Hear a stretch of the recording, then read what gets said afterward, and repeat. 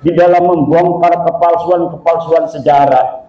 Karena semenjak saya meneliti nasab Ba'lawi yang sudah terbukti bukan keturunan baginda Nabi Muhammad SAW ini, saya banyak membaca kitab-kitab sejarah Ba'lawi yang setelah dikolaborasi dan dimuqabalah dengan kitab-kitab lainnya, ternyata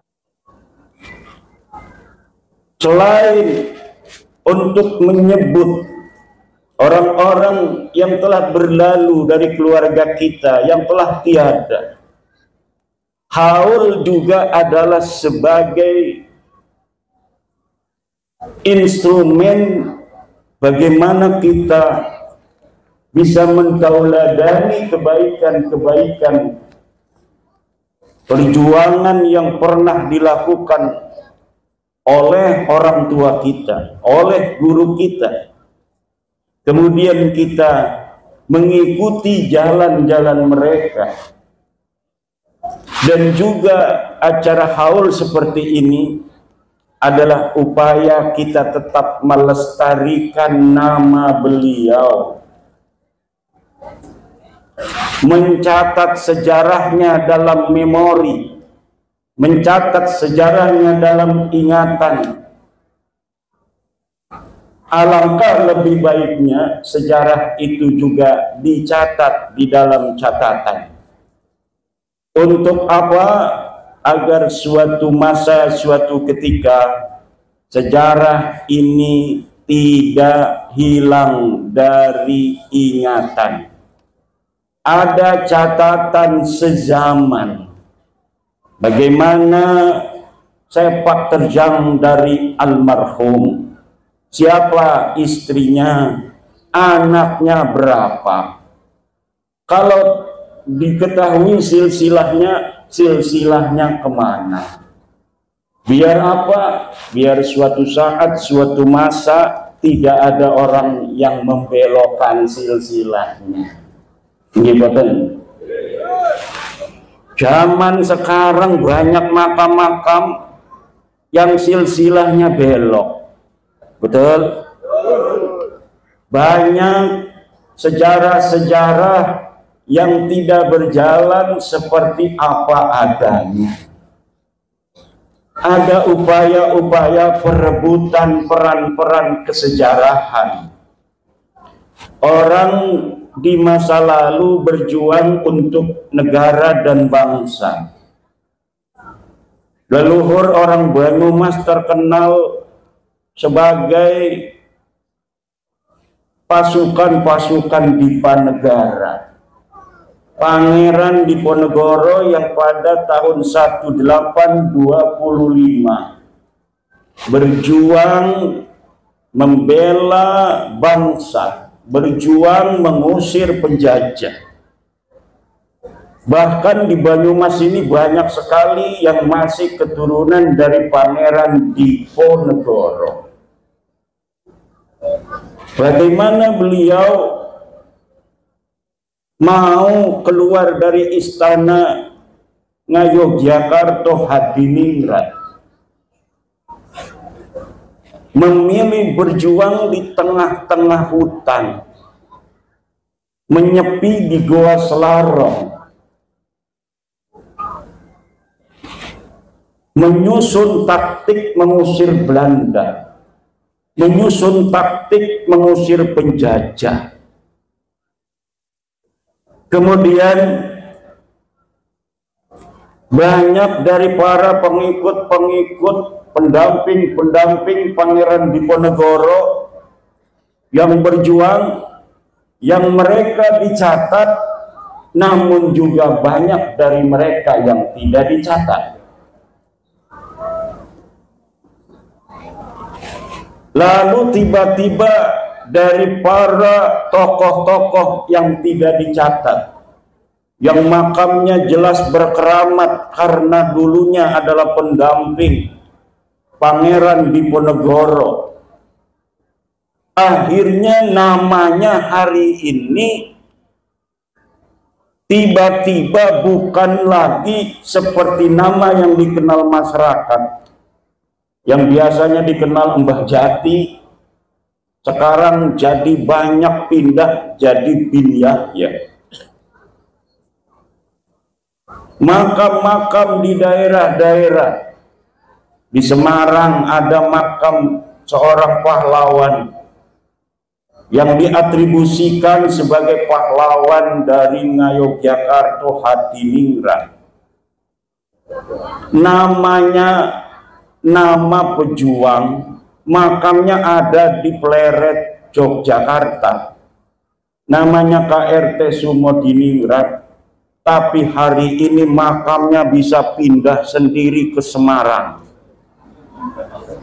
Bu,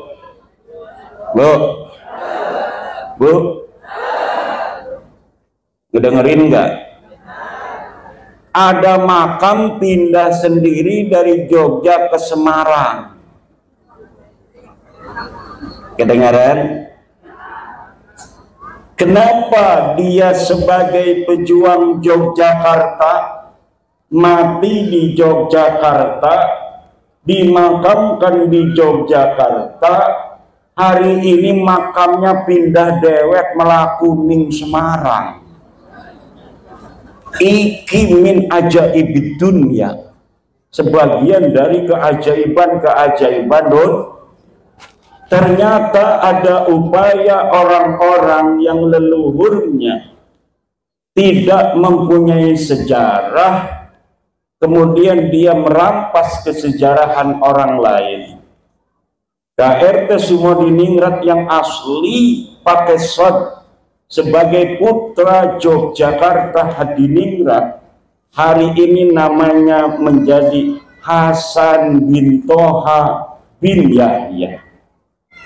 Ini bukan hoax, silahkan buka di Google KRT Sumodiningrat Hasan bin Toha bin Yahya, maka di Wikipedia sudah pindah makamnya bukan lagi di Pleret, Yogyakarta, tetapi di Semarang.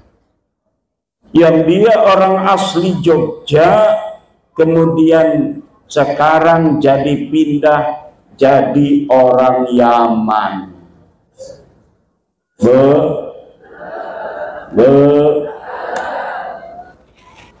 Nanti Kiai Raden Soleh Solehat, kalau hari ini anak cucunya nggak mau ngekholin, nggak mau ditulis juga sejarahnya, silsilahnya ke atas sampai Wali Songo, Sunan Prapen, Sunan Giri, itu nanti bisa jadi Bin Yahya juga. Apalagi kalau anaknya sudah jadi Wahabi, nggak mau ziarah. Anaknya sudah nggak mau ziarah kuburan orang tuanya, kuburan kakeknya nggak pernah ditongok-tongok. Itu akhirnya bisa ada yang mengklaim karena orang soleh, kata sebagian ulama, di makamnya itu akan ada malaikat-malaikat yang mengamini doa-doa orang yang mendoakan daripada orang soleh yang ada di dalam kuburan itu. Setelah dia mendoakan si sahibul qabri, kemudian dia mendoakan dirinya kepada Allah, maka doanya akan diterima dan dikabulkan oleh Allah Subhanahu wa Ta'ala. Orang NU suka ziarah, betul? Orang NU suka, cuma suka ziarahnya ya ziarah saja.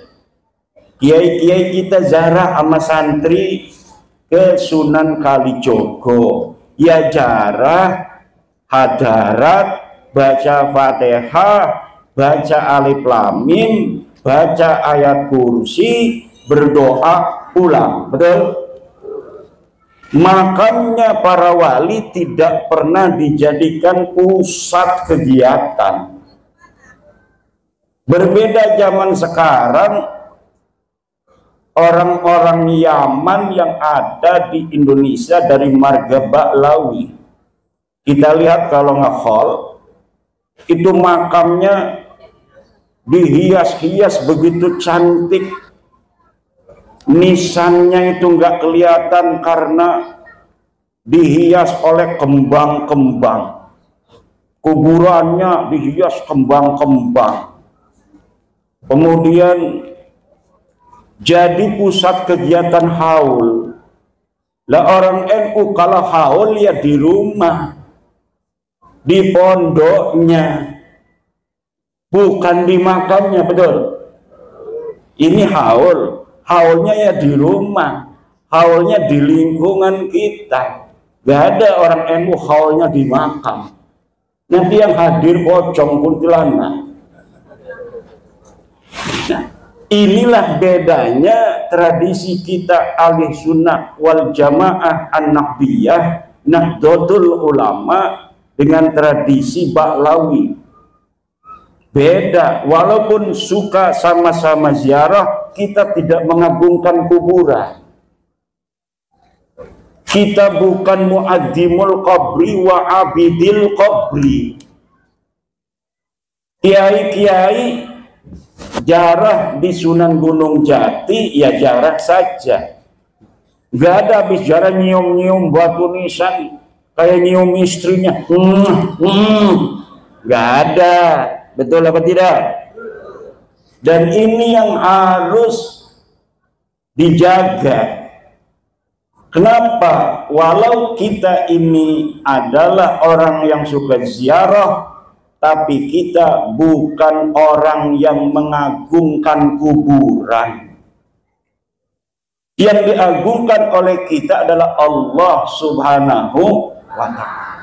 Jangan sampai kuburan menjadi pusat kegiatan, karena lama-lama kita akan nampak seperti orang yang menyembah kuburan. Kita mendoakan orang-orang yang sudah tiada dari keluarga kita. Kita mendoakan orang-orang yang berjasa pada masa lalu dalam menyebarkan agama Islam. Jangan sampai putus hubungan kita walaupun dia sudah tiada. Tapi bukan berarti kita harus nampak seperti orang yang menjadikan kuburan sebagai Ka'bah. Ka'bah kita ada di Mekah, Raudhah kita ada di Madinah. Hari ini kita lihat ada orang-orang yang menciptakan Raudhah baru. Kita lihat kemarin seorang Habib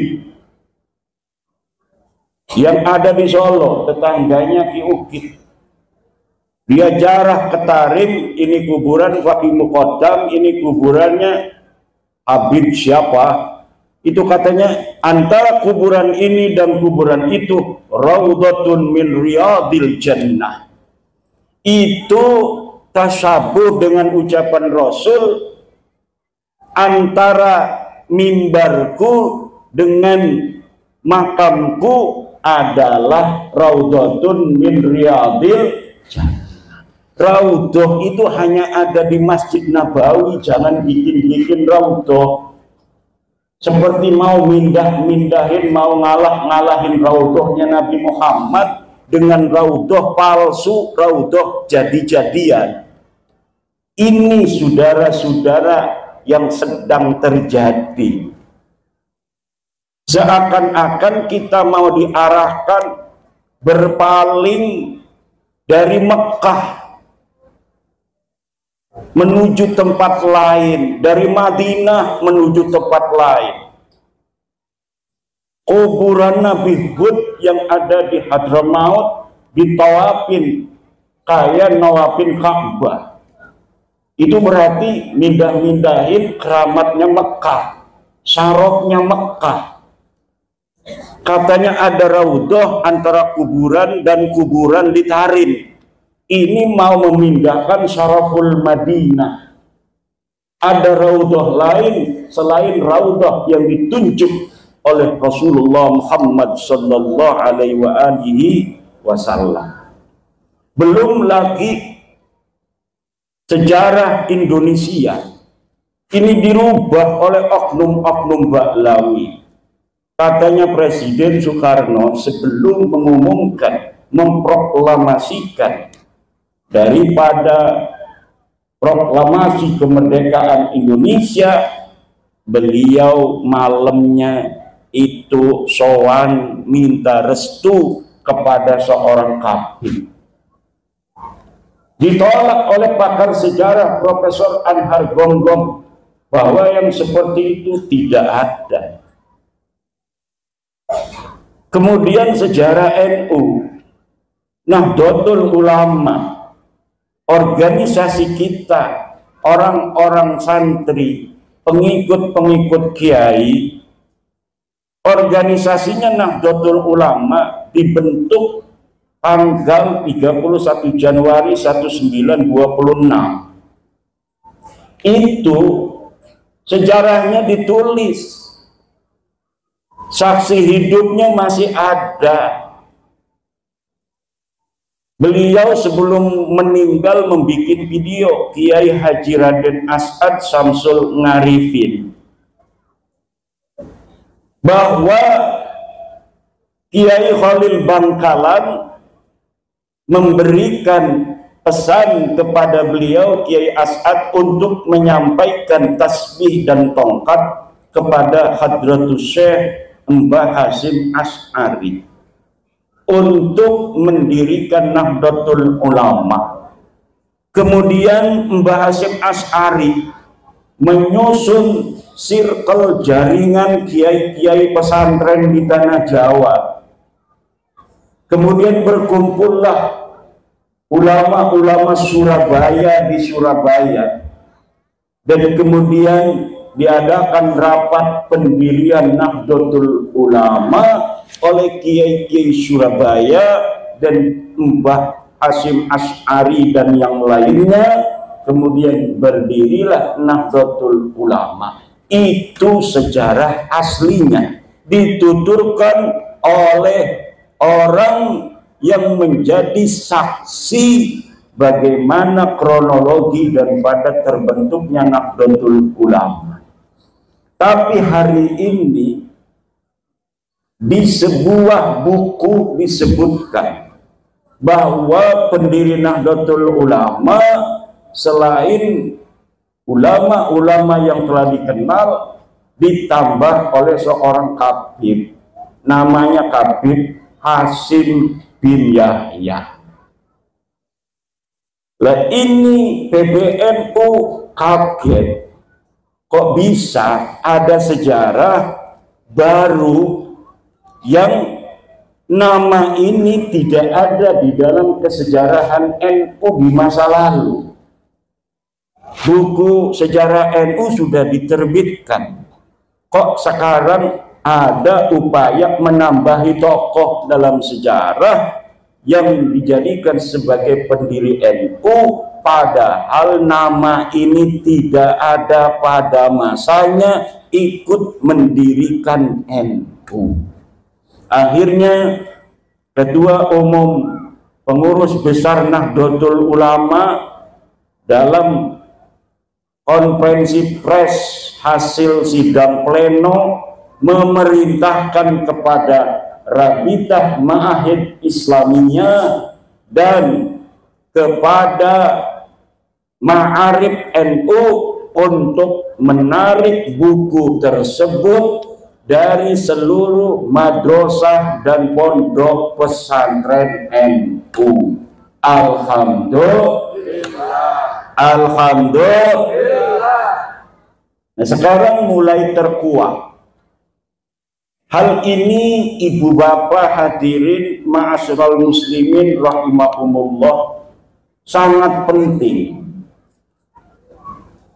Jangan-jangan kalau kita tidak memiliki perhatian yang besar terhadap sejarah bangsa kita, maka kita akan dipisahkan oleh kesejarahan leluhur kita di masa lalu. Kata seorang politisi, kalau kita ingin menguasai suatu bangsa, kita tidak usah dengan kekuatan tentara perang, tapi cukup hancurkan sejarah bangsa itu, maka nanti kita akan bisa menguasai bangsa itu. Politisi Jerman mengatakan, hapus sejarah suatu bangsa, maka satu generasi ke depan para bangsawannya akan merasa seperti orang biasa, dan pada generasi selanjutnya mereka akan menjadi seperti kambing. Sejarah bangsa kita yang luar biasa, ibu-ibu. Ibu-ibu ini turunan daripada bangsa Nusantara. Bangsa naon? Ngertos itu bahasa Sunda? Ngertos? Alhamdulillah, saya yang gak bisa bahasa Sunda.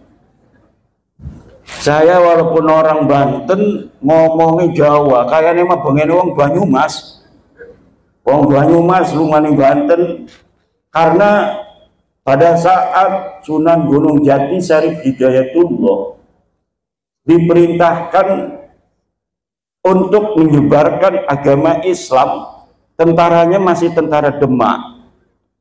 Tentara Demak itu ya dari Demak, Semarang, Brebes, Tegal, Banyuwangi, Pemalang, Cirebon, datang ke Banten. Jadi yang bersama dari para penyebar agama Islam Banten pertama itu banyaknya orang-orang Demak, orang-orang Banyumas. Maka ngomongnya bodoh. Orang oh kayak wong Solo. Ada ngapa? Wong Kresek Tenara ngomongnya ngapa? Apa sih lah? Ada karo Kang Agus Mariono dari PKC Cina.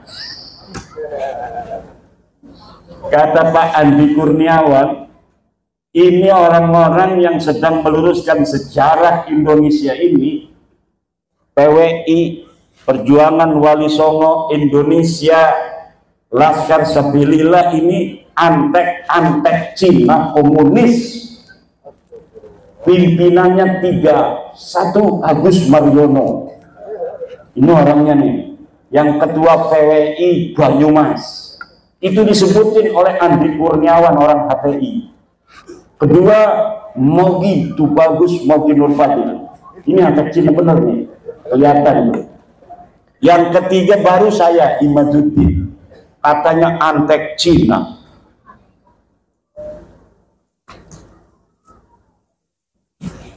Orang-orang Cina, orang-orang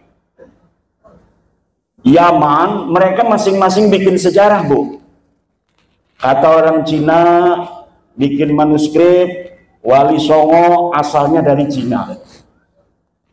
Orang Yaman juga bikin kitab, katanya Wali Songo dari Yaman. Lah sebenarnya Wali Songo itu dari mana?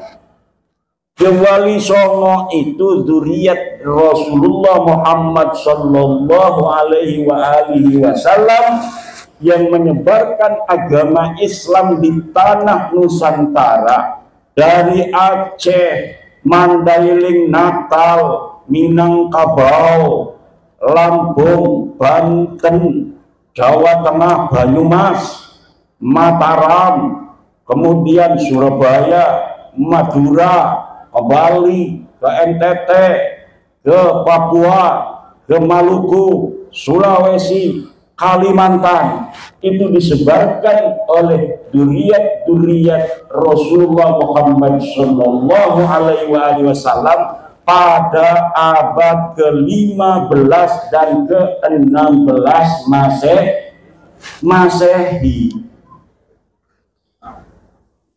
Tapi kemudian sekarang ada manuskrip bahwa Wali Songo itu nasabnya ke Cina.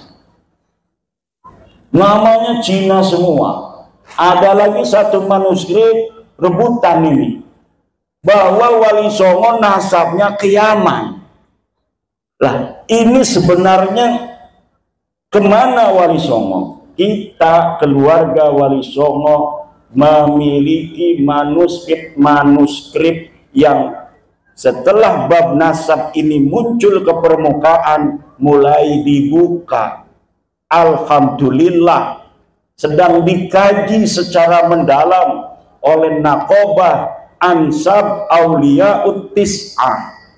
Dan kemarin ketika Rizik Syihab berceramah keliling di Jawa Barat mengatakan bahwa Wali Songo adalah Ba'lawi, langsung dibantah oleh Ketua Naqobah Ansab Wali Songo, Kiai Haji Ilzamuddin dari Madura, bahwa Wali Songo bukan Ba'lawi.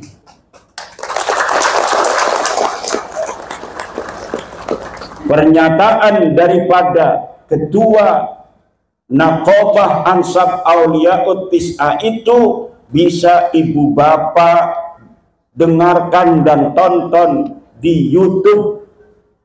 Sudah sejak lama Ansab Auliyaut Tis'ah yang mencatat keluarga besar Wali Songo mengatakan bahwa Wali Songo tidak ada kaitan dengan Ba'lawi. Wali Songo bukan Ba'lawi.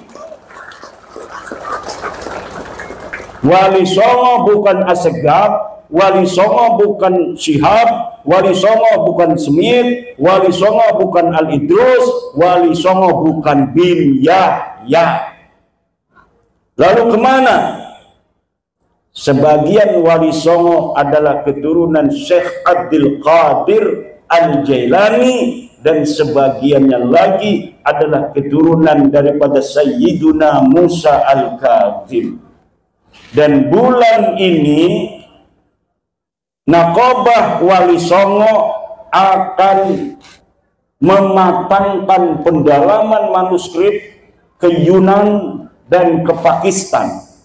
Karena ternyata manuskrip yang ada di Pakistan, Yunan, Uzbekistan itu mencatat bagaimana perjalanan kronologi daripada perpindahan leluhur Wali Songo kemudian sampai datang ke Indonesia, menyebarkan agama Islam di Indonesia. Ini masih ada dan masih tercatat. Alhamdulillah.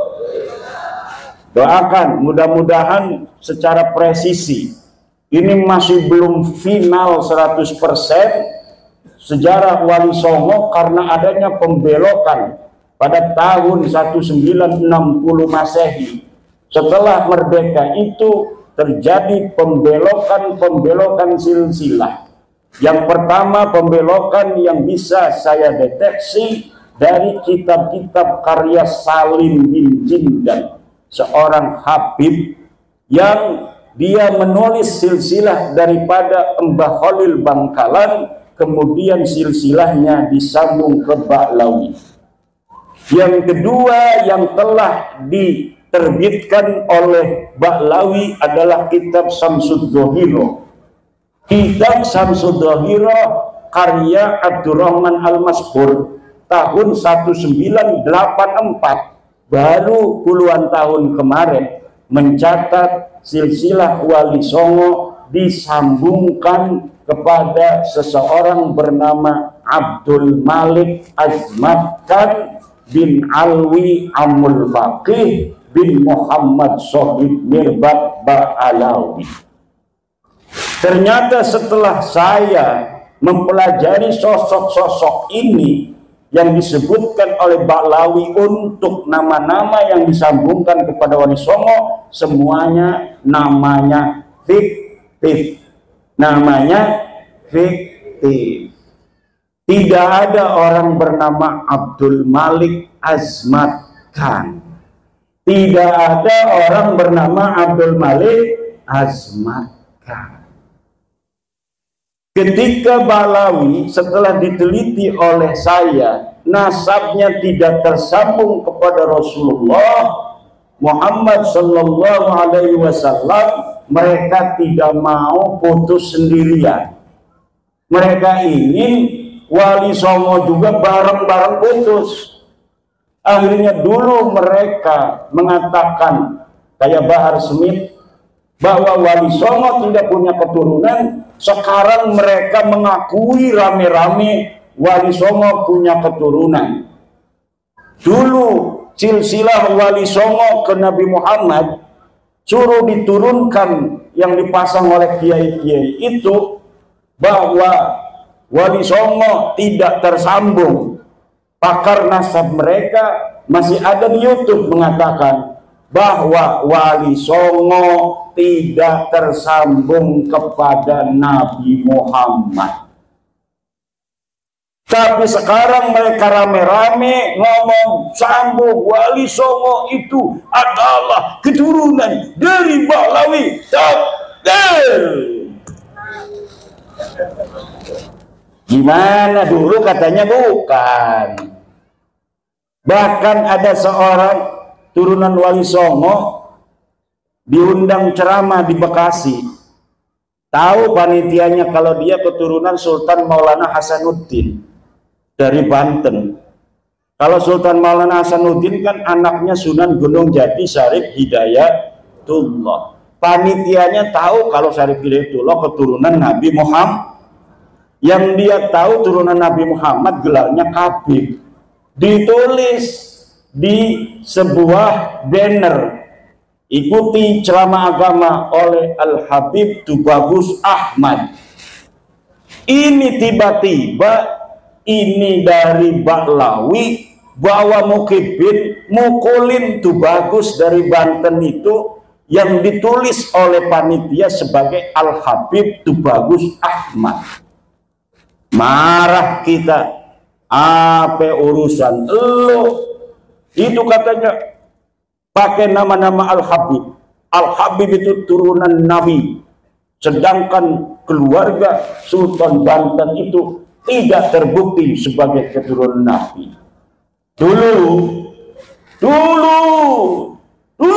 sekali. Sekarang mereka datang rame-rame mohon-mohon jarah bawa ribuan orang mohon maaf kepada Sultan. Tunduk-tunduk, nangis-nangis di makam Sultan Hasanuddin. Ya Sultan, ya Sultan. Dulu ngeledek-ledek, sekarang datang rame-rame nangis-nangis. Sebagai petunjukan kepada Wali Songo, terutama Sultan Maulana Hasanuddin Banten bin Sunan Gunung Jati Syarif Hidayatullah. Tapi air mata buaya kita sudah tahu. Kita sudah mengerti. Tetapi minimal dengan mereka ziarah itu menunjukkan bahwa mereka sudah tunduk kepada Wali Songo.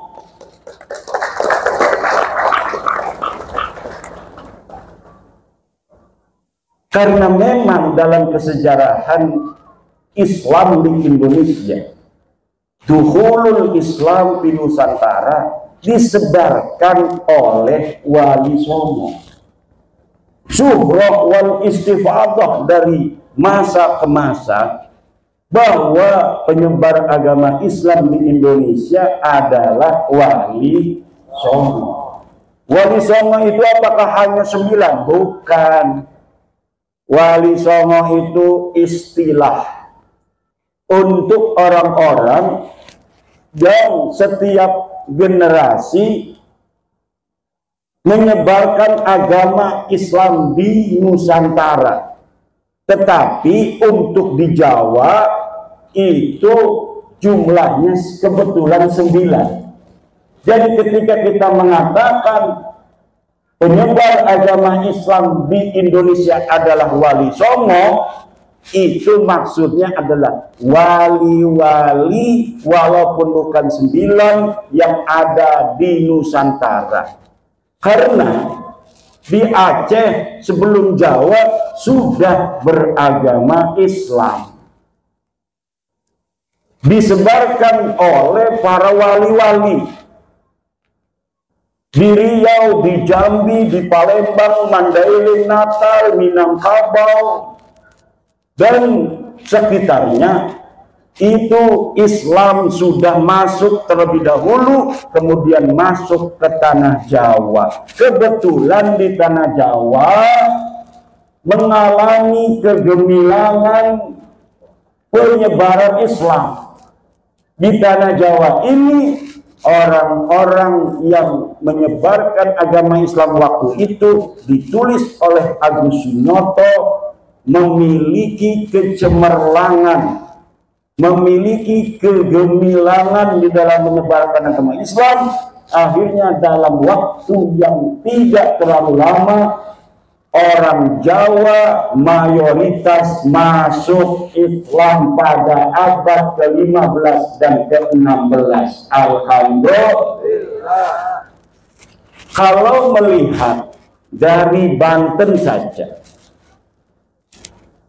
Banten secara gemilang masuk Islam keseluruhan itu kalah dengan orang Banyumas. Kenapa? Karena Banyumas lebih dekat dengan Demak. Sudah ada orang Islam di Banten, masih di daerah utara, daerah-daerah pantai yang memiliki interaksi dengan pedagang-pedagang Islam dari Arab, dari Pasai, dari Perlak, Gujarat. Tetapi secara masif Islam berkembang adalah ketika Sunan Gunung Jati Syarif Hidayatullah menaklukkan daerah-daerah Jawa Barat bagian kulon, dengan kemudian menikahi Nyai Kaum Anten. Syarif Hidayatullah istrinya itu namanya Nyai Kaum Anten, bukan Nyai Rara Santang. Betul? Udah salah pakai takbir lagi, malu-maluin. Nyai Rara Santang, Sunan Gunung Jati punya istri Nyai Rara Santang, saudara. Salah, pakai takbir salah lagi. Itu mendegradasi takbir. Na'udzubillah. Lalu sejarah masuknya Islam di Indonesia apakah sekarang sudah benar? Lihat di kitab-kitab yang dikarang oleh Ba'lawi. Ada beberapa kitab yang tidak beredar di kalangan umum, tidak beredar di kalangan pesantren, tapi bisa di-download di internet. Ba'lawi mengarang, menulis sejarah masuknya Islam di Indonesia. Seperti Alwi bin Thahir, Ba'lawi mengarang sejarah masuknya Islam di Indonesia dalam bukunya Al-Madkhal fi Dukhulil Islam fi Syarqil Aqsa. Di dalamnya mereka mengatakan bahwa Islam masuk ke Indonesia oleh Ba'lawi.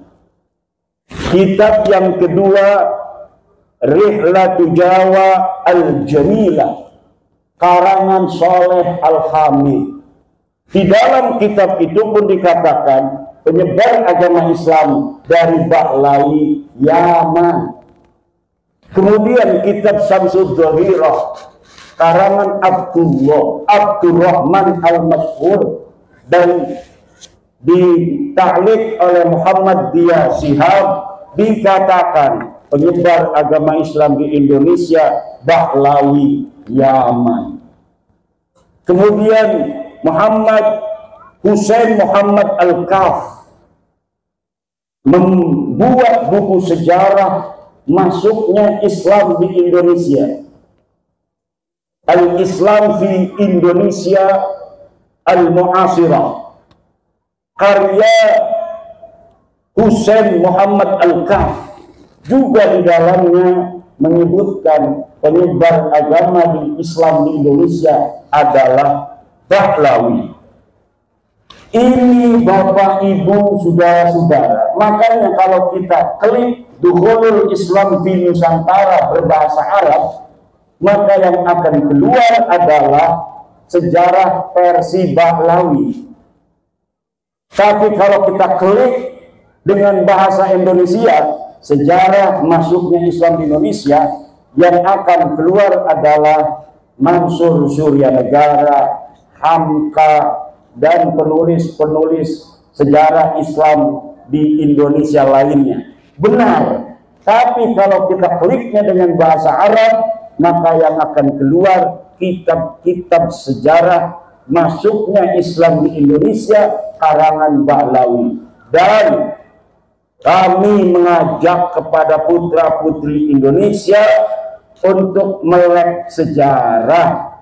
Yang bisa nulis bahasa Arab, tulis sejarah Indonesia dalam bahasa Arab. Yang banyak, judulnya macam-macam. Buka manuskrip-manuskrip dari Nusantara. Baca buku-buku antropologi, historiografi yang ditulis oleh orang-orang Portugis, yang ditulis oleh orang-orang Spanyol, yang ditulis oleh orang-orang Cina, yang pada abad ke-14, ke-15, ke-16 orang-orang dari Portugis sudah datang ke Indonesia, mencatat dalam Summa Oriental, mencatat dalam The Asia, mencatat di dalam kitab-kitab lainnya keberadaan Wali Songo di Indonesia pada saat itu. Tetapi hari ini sejarah itu banyak yang berubah. Maka para penulis, para pemuda yang punya YouTube-nya angkat masalah sejarah. Buka itu karya ulama-ulama Indonesia. Buka itu karya-karya ilmiah ulama-ulama kita dalam sejarah, angkat di dalam YouTube. Yang bisa nulis di web, nulis di web. Yang bisa nulis buku, nulis buku. Yang bisa di Instagram, Instagram. Yang bisa di Facebook, Facebook. Kenapa? Untuk melawan narasi-narasi sejarah yang dibelokkan oleh oknum-oknum yang ingin menguasai kesejarahan Indonesia masa lalu, agar mereka yang ada hari ini bisa mendapatkan manfaat dari apa yang ditulis oleh sejarah mereka tentang leluhur mereka yang palsu. Leluhur mereka tidak punya andil apapun di dalam kesejarahan bagaimana menyebarkan Islam, tapi mereka ingin ditulis leluhurnya sebagai penyebar agama Islam. Leluhur mereka tidak ada andil di dalam perjuangan kemerdekaan Indonesia, tapi hari ini mereka ingin dicatat leluhurnya sebagai pejuang kemerdekaan Indonesia. Padahal leluhur mereka adalah orang-orang yang ikut Belanda menjadi antek-antek Belanda. Surat-surat mereka masih ada. Bagaimana korespondensi mereka dengan Belanda? Doa-doa ulama-ulama mereka masih ada sampai sekarang di Leiden, Belanda. Saya pernah ke perpustakaan Leiden di Belanda, membaca doa-doa ulama-ulama mereka untuk kerajaan Belanda, untuk Ratu Wilhelmina, agar kekuasaannya di tanah Nusantara dilanggengkan oleh Allah Subhanahu wa Ta'ala. Tapi hari ini mereka ingin leluhurnya dianggap sebagai pejuang.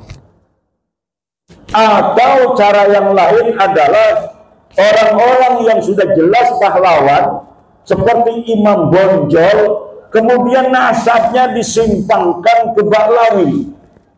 Katanya Imam Bonjol itu marganya bin Syihab, Pangeran Ponegoro marganya itu Bakbud apa? Asegaf. Macam-macam itu dibelokkan. Di Ponegoro marganya apa katanya? Ada Asegaf, dari keluarga Bakbud menganggapnya Pangeran Ponegoro Bakbud. Kemudian dari keluarga bin Yahya menganggapnya bin Yahya. Nah, nanti yang benar yang mana? Semuanya pengen leluhur mereka dianggap pahlawan. Walaupun mereka yakin itu pahlawan palsu, kenapa mereka enggak takut kepada Allah ketika mereka memalsukan itu? Ini pertanyaan besar. Kok kayak enggak takut sama Allah? Kok enggak kayak percaya adanya hari hisab? Mereka tahu Pangeran Diponegoro itu adalah putra daripada Hamengkubuwono III. Udah tahu ada sejarahnya. Dia asli orang Jawa. Tapi kenapa kemudian mereka tidak malu untuk membelokkan leluhurnya Pangeran Ponegoro diakui sebagai orang Yaman? Ini tidak masuk akal-akal fitri. Ini ada masalah dengan akal mereka ini. Kalau sampai ketahuan apa enggak malu? Buktinya sekarang sudah ketahuan. Tapi pelangga-pelangga bayar aku. Kemeliti. Kemudian ada Mbah Abdul Malik Banyumas. Mbah Abdul Malik Banyumas asli wong Banyumas, ngomong ngapa? Katanya itu adalah bin Yahya. Masya yang masih hidup Al-Mukarram Asy-Syaikh Maulana Roma Irama. Daripada Maulana-Maulana yang lain itu yang jelas saja sih perjuangannya pada Islam. Roma Irama, betul. Lagu-lagunya kita dengerin, lagu Roma Irama, Masya Allah, sebujur bangkai kita ingat mati, betul. Daripada orang ceramah halu-halu mi'raj 70 kali, leluhurnya bisa membuat rantai dari emas, bisa susah. Luar biasa itu keramat-keramat, memadamkan api neraka, bisa menyalati orang yang mati walaupun leluhurnya sudah mati ratusan tahun. Dicekoki umat Islam Indonesia dengan khurafat-khurafat. Wih, kayak orang Muhammadiyah, orang Wahabi ngomong khurafat-khurafat katanya. Bukan, Pak. Karomah dan khurafat itu beda. Kalau di dalam kitabnya Imam Asy'arani itu menulis keramat-keramat para aulia. Walinya ada, keramatnya zahir. Orang tahu semua, ditulis oleh Imam Asy'arani, itu namanya keramat.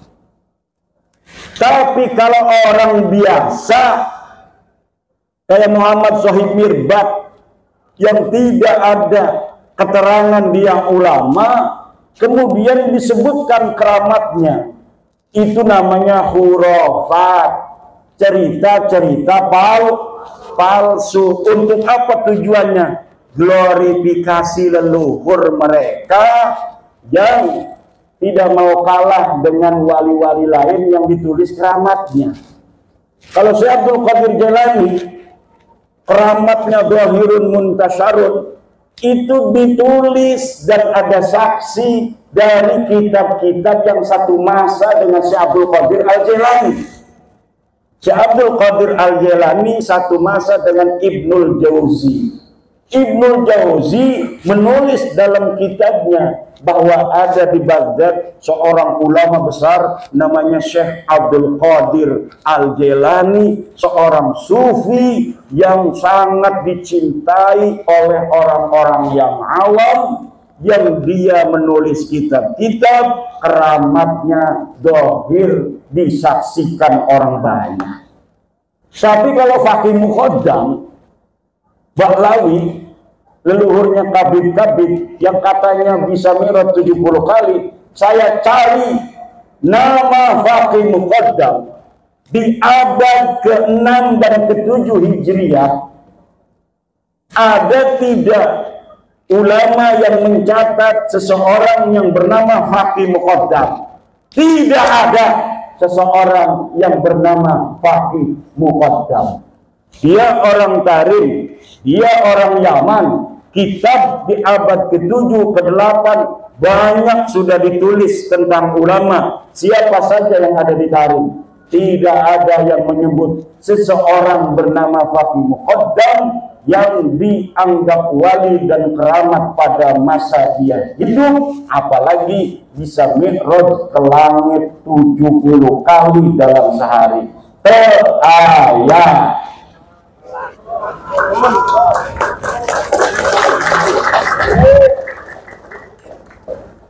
Mari kita jaga negara Republik Indonesia ini. Tugas besar bagi putra-putri Indonesia. Pembelokan sejarah yang terjadi baik dari sisi peradabannya maupun kemudian sejarah masuknya Islam di Indonesia, tugas besar.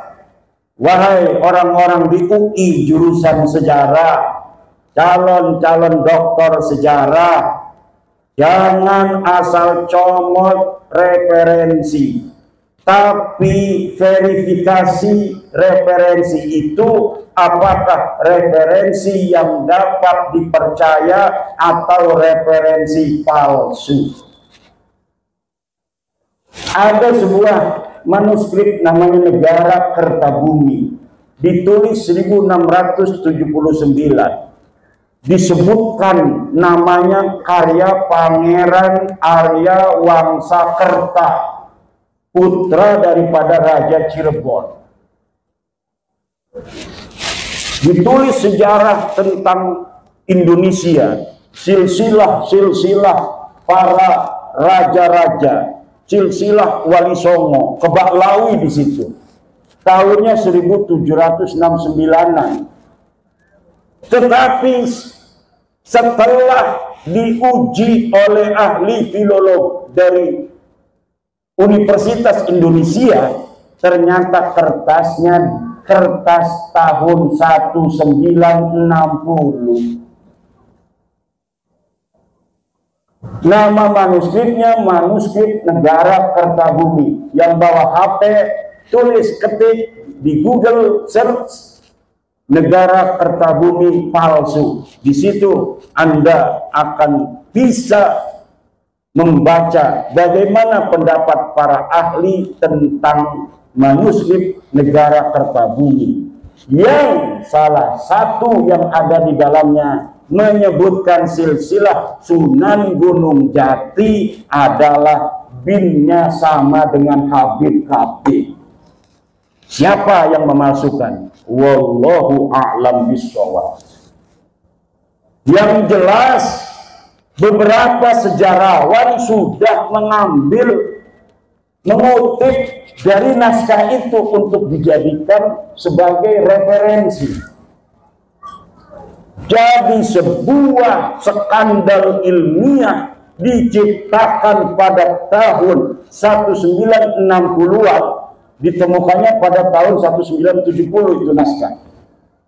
Bisa jadi kertasnya itu kertas tahun 1960, tetapi ditulisnya 1970.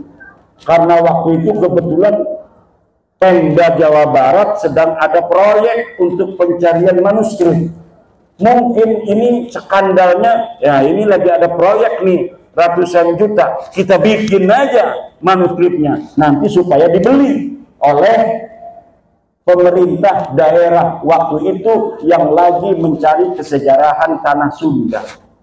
Ini sekarang ini saya dapat untuk mengira-ngira, menganalisa kenapa sekarang ini saya agak cerdas di dalam membongkar kepalsuan-kepalsuan sejarah. Karena semenjak saya meneliti nasab Ba'lawi yang sudah terbukti bukan keturunan baginda Nabi besar Muhammad SAW ini, saya banyak membaca kitab-kitab sejarah Ba'lawi yang setelah dikolaborasi dan dimuqabalah dengan kitab-kitab lainnya, ternyata sejarahnya palsu. Bahkan ada satu kitab yang namanya Tarikh Sambal, baru diketemukan katanya manuskripnya, ternyata setelah diteliti pada abad 10 Hijriah itu yang dikatakan adalah sebagai tahun di mana Syekh Sambal ini hidup, ternyata orangnya saja Syekh Sambal ini terindikasi kuat fiktif. Dan kalau misalnya kitab Tarikh Sambal ini betul-betul dibuat dari manuskrip abad yang ke-10, mana sekarang manuskripnya? Katanya manuskripnya sudah hilang lagi. Kemudian ada kitab manuskrip asli, namanya manuskrip Tarikh Ibnu Hisam. Di dalam Tarikh Ibnu Hisam tidak ada berita tentang Fakih Muqaddam. Tetapi kemudian ketika dicetak oleh Muhammad Al-Habsyi, di dalam versi cetaknya itu ada nama Fakih Muqaddam. Akhirnya saya sekarang berkesimpulan, sejarah Indonesia pun tidak aman dari pembelokan-pembelokan pada masa lalu. Maka kerja keras Mbah Dunyo akhirat. Ini youtuber-youtuber cerdas dari Banyumas, karena memang terahnya ini terah pejuang orang-orang Banyumas. Youtubernya juga nggak punya urat takut sama sekali. Youtuber lain itu pada ngumpet, wajahnya nggak kelihatan, ada yang pakai topeng segala. Lah ini youtuber Banyumas, wajahnya yang ganteng itu kelihatan. Masya Allah. Dan ketika tesis saya keluar, kebanyakan youtuber yang mengangkat tentang tesis saya itu dari Banyumas dan sekitarnya. Maka Banyumas akan tercatat dalam tinta sejarah bahwa pada tahun 2002, 2003, 2024 dalam mengungkap siapa sebenarnya Habib Ba'lawi, yang ada tesis mengatakan sebenarnya dengan sesungguhnya dengan hasil penelitian yang seksama teliti bahwa mereka bukan keturunan baginda Nabi besar Muhammad SAW. Di situ ada peran pejuang-pejuang Banyumas. Sejarah akan mencatat ini. Tidak sembarangan. Ini bukan kebetulan. Ini bukan kebetulan. Banten, Banyumas, Banyuwangi. Banten kepalanya, Banyumas puselnya, Banyuwangi ujungnya, kakinya. Kalau Banten kepalanya sudah mikir, Banyumas puselnya itu tepat, ini bisa mati orang. Tapi sekarang Banyumas sudah terbuka, tinggal kakinya Banyuwangi. Ini apakah sudah ada PWI Banyuwangi?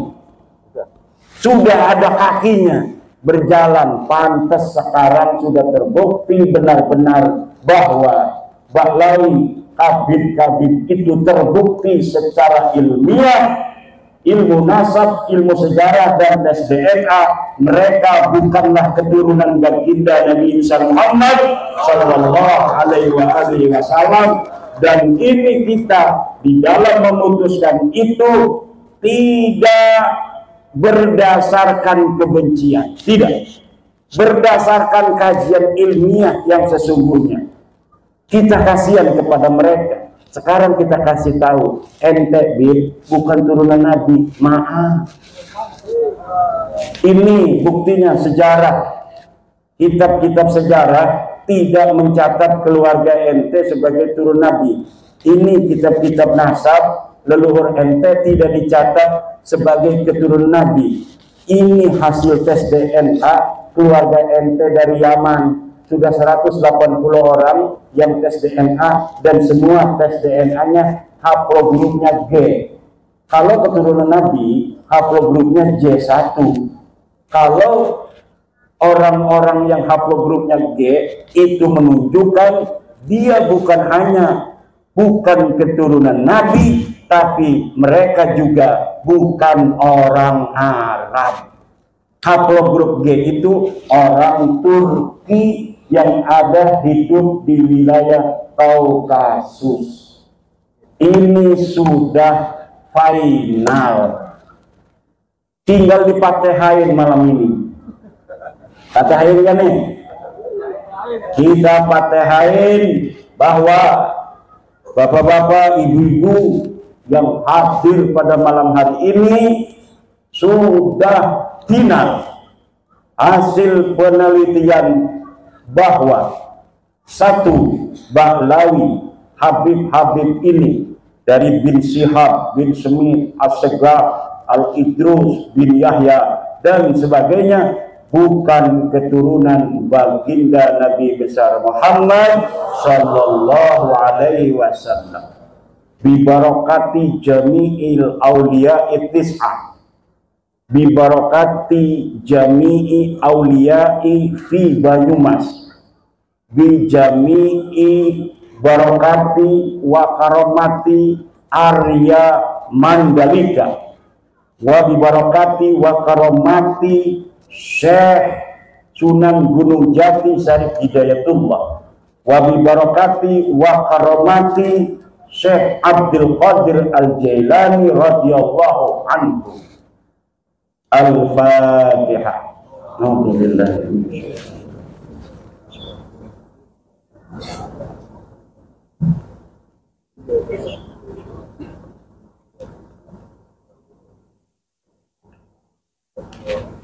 Dan semoga orang tua kita, guru kita bersama, Kiai Haji Raden Soleh Solehat, ya Allah, kau angkat derajatnya.